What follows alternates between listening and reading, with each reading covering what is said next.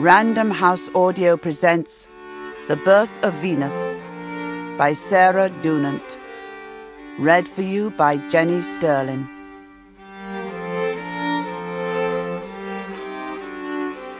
No one had seen her naked until her death. It was a rule of the order that the sisters should not look on human flesh, neither their own nor anyone else's. A considerable amount of thought had gone into the drafting of this observance. Under the billowing folds of their habits, each nun wore a long cotton shift, a garment they kept on always, even when they washed, so that it acted as a screen and partial drying cloth, as well as a night shift. This shift they changed once a month, more in summer when the stagnant Tuscan air bathed them in sweat. And there were careful instructions as to correct procedure, how they should keep their eyes firmly fixed on the crucifix above their bed as they disrobed. If any did let their gaze stray downward, the sin was a matter for the confessional, and therefore not for history. There was a rumour that when Sister Lucrezia had first entered cloisters, she had brought with her a certain vanity along with her vocation. But that was a time when the sisterhood had been prone to such accidents of abuse and luxury, and since the reforming of the convent the rules were stricter. None of the present inhabitants could remember that far back, save for the Reverend Mother, who had become a bride of Christ around the same time as Lucrezia, but had long since turned her back on such worldliness. As for Sister Lucrezia herself, she never spoke of her past. In fact, in the last few years she had spoken very little at all. That she was pious there was no doubt, and as her bones stooped and glued together with age, so her piety and modesty had fused.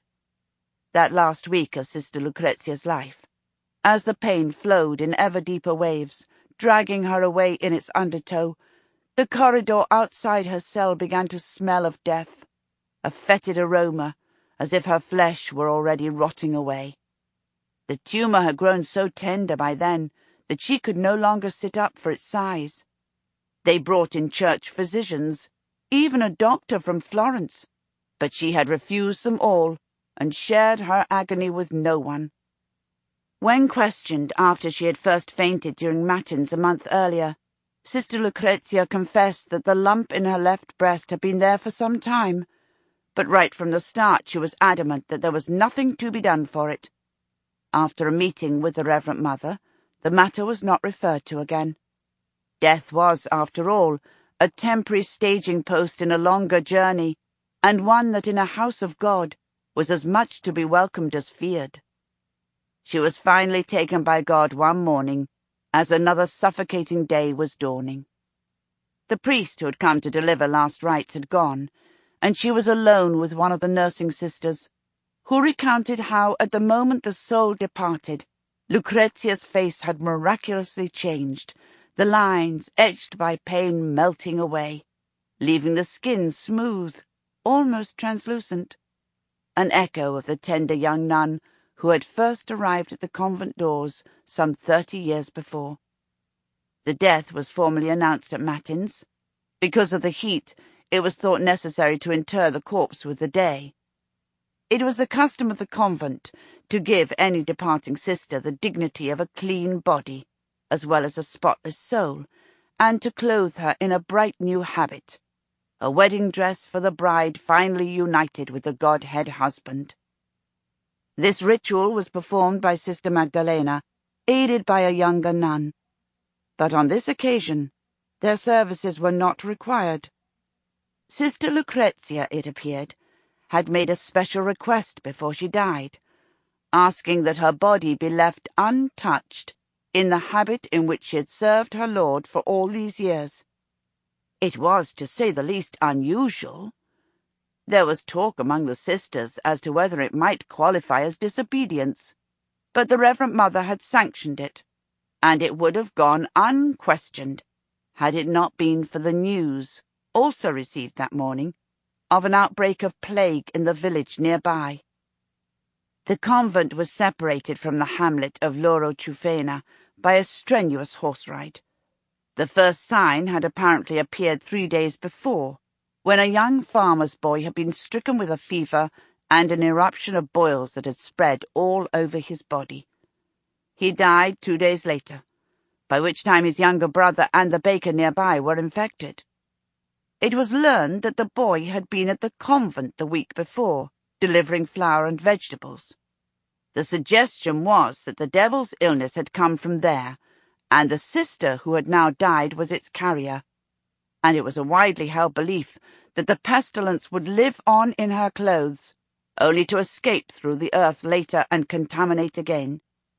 The Reverend Mother regretfully overrode Lucrezia's last wish, and ordered that her garments be removed and burned and the corpse disinfected before being consigned immediately to holy ground. Sister Lucrezia's body lay stretched out on the bed. The two sisters worked nervously fast, wearing pruning gloves from the orchard, the only protection the convent could offer against contamination. They unfastened the habit at the shoulders and cut it open down the front, peeling away the material crusted with the sweat of suffering. They were especially careful of the area around the tumour, where the habit, and then the shift underneath, had fused fast to the skin. They ungraciously tugged at the half-soaked mound of cloth and flesh, the size of a small melon and pulpy to the touch. It didn't come easily. In the end, Sister Magdalena gave a hefty yank, and the material ripped off the body, bringing with it what felt like the whole growth itself. The old nun let out a gasp as the mass of fat tissue came away in her gloved hand. Looking back down at the body, her sense of wonder increased. Where the tumour had been, the surface of the skin was healed. No wound, no blood or pus, no discharge at all. Sister Lucrezia's fatal malignancy had left her body unscathed. This was surely a miracle. And had it not been for the unbearable stench in the small cell, they might have fallen to their knees there and then in recognition of God's magnanimity. But the fact was that the smell seemed to grow stronger with the tumour released. Freed from the body, it sat in the sister's hand, a sack of distended growth, oozing black liquid out of one side like rotting offal. Magdalena stifled a low moan. The sack slipped through her fingers and splatted onto the stones beneath, bursting apart on impact and sending a shower of liquid and gore across the floor. Inside the mess they could make out shapes now, black coils and gobbets of blood, intestines, organs. Awful indeed. Though it was many years since the older nun had worked in the kitchen, she had seen enough dissected carcasses to know the difference between human and animal remains. The Reverend Sister Lucrezia had died not, it seemed, from a tumour, but from a self-applied bladder of pig's entrails. The revelation would have been shocking enough without what came next. It was Maria, the younger nun, who spotted it. The silver streak on the corpse's skin curving up over the edge of the shoulder, growing gradually thicker over the collarbone, until it disappeared underneath what remained of the undershirt. This time the younger nun took the initiative, cutting open the shift and tearing it in a single rip until the corpse was revealed, naked, on the bed. At first they could make no sense of what was before their eyes. Lucrezia's exposed flesh was white. The body was old, the stomach and breast slackened by age, but with little excess fat, which meant it had retained enough of its figure for the image to have kept its proportions. As the painted line thickened at the collarbone, it gained more shape and substance, rounding itself out from a tail into the body of a snake, silver-green in colour, and so lifelike that by the time it had slid its way over the breast, you might swear you could see the movement of its muscles rippling under the skin. Close to the right nipple, it curled itself around the darkened areola before sliding down the breast and plunging across the stomach. Then, as it dipped toward her groin, the shape flattened out in readiness for the serpent's head. Age had defoliated what would once have been a thicket of pubic hair into a straggle of wiry curls. Sample complete. Ready to continue?